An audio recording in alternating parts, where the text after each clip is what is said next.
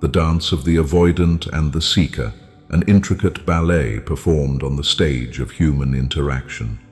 It's a tale as old as time, yet peculiar and fascinating. And today we shall delve into a curious question. What happens when you stop reaching out to an avoidant? One might imagine it like a game of chess where silence becomes a strategic move, a pause pregnant with possibilities. But let us not rush ahead of ourselves. The path to understanding is paved with stories, each more illuminating than the last. Picture this, if you will, a young woman named Clara, vibrant and full of life, with eyes that speak volumes more than her lips ever could. She finds herself inexplicably drawn to a gentleman named Henry, who, like a tortoise, carries the weight of his world within the confines of a sturdy shell. Henry is an avoidant, not by choice, but by the intricate wiring of his emotional circuitry. Clara, however, is the proverbial moth to his flame, reaching out time and again, only to find her warmth met with a cool and distant breeze. Now, let us pause and consider this dynamic. The avoidant, ever elusive, often finds comfort in distance, while the seeker yearns for closeness, a dichotomy as perplexing as it is compelling. But what happens when the seeker decides to change the rhythm of this dance? When Clara, weary of unanswered calls and one-sided conversations, withdraws her hand and steps back from the precipice. In the initial silence, there is a palpable tension, much like the dramatic pause in a symphony, where the absence of sound amplifies the anticipation. Henry, accustomed to the gentle persistence of Clara's affection, finds himself adrift in an unfamiliar sea of solitude. It is here, in this quietude, that the true essence of avoidant attachment begins to unravel, layer by delicate layer. You see, avoidance is not merely a fear of intimacy. It is a fortress built from the bricks of past experiences, each one a testament to vulnerability met with pain. For Henry, his shell is a sanctuary, yet it is also a prison. The absence of Clara's presence, once taken for granted, now echoes in the halls of his solitude, a reminder of the connection he both craves and fears. But let us not forget Clara, our brave seeker.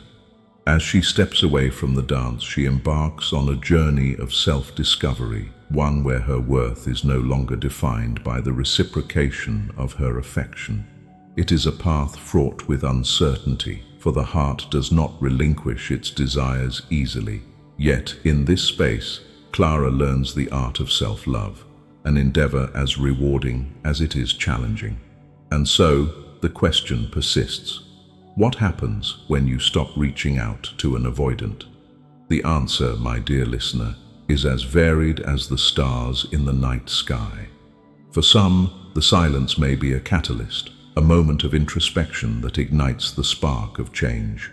For others, it may reinforce the walls of their fortress, a retreat deeper into the labyrinth of their own making.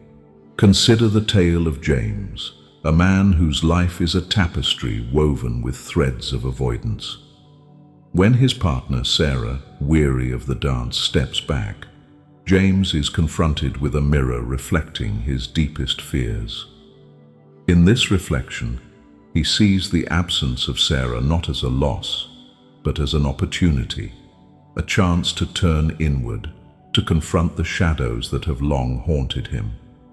It is not an easy journey, for the path to self-awareness is often littered with the debris of past wounds. Yet, for James, this silence becomes a fertile ground for growth, a place where the seeds of vulnerability can take root.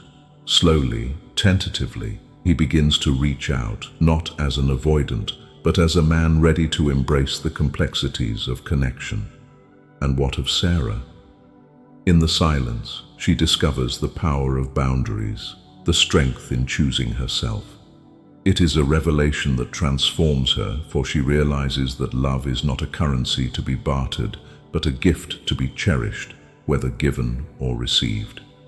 The dance of the avoidant and the seeker is, in essence, a story of balance, a delicate equilibrium between the desire for connection and the need for self-preservation. When the seeker withdraws, the scales are tipped, and it is in this imbalance that transformation can occur. For some, like Henry, the silence may be a catalyst for introspection, a nudge towards the realization that vulnerability is not a weakness, but a bridge to deeper connection. For others, like Clara, it is a journey of self-empowerment, a testament to the strength that lies within. As we ponder the intricacies of this dance, let us remember that the human heart is a vast and complex landscape, one that defies simple categorization. Each story is unique, each journey distinct, yet they all share a common thread, a yearning for understanding, for connection, for love.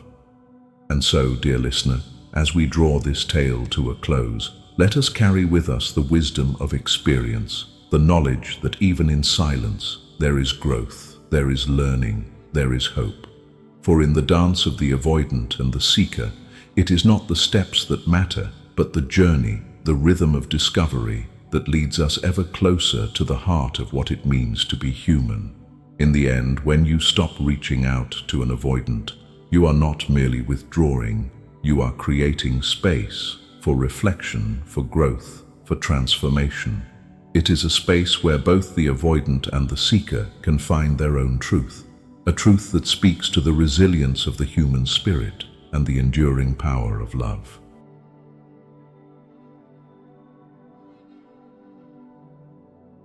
If you believe this video might help someone dear to you, share it with them. A small gesture on your part could mean the world to a friend in need.